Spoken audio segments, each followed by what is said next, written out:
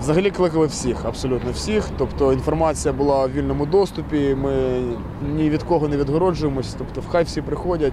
Це ж така подія, на яку не можна не запросити когось.